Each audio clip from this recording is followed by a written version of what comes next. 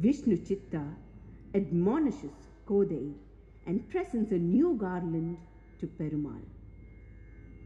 Krishna appears in Vishnu Chitta's dream and says he only wants to wear the garland that Kodai has worn.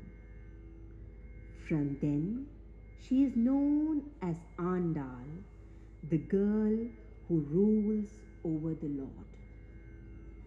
At the age of 15, she is taken to the Sri Rangam Ranganatha Swami temple, and here she merges with her beloved Lord in a blaze of glory.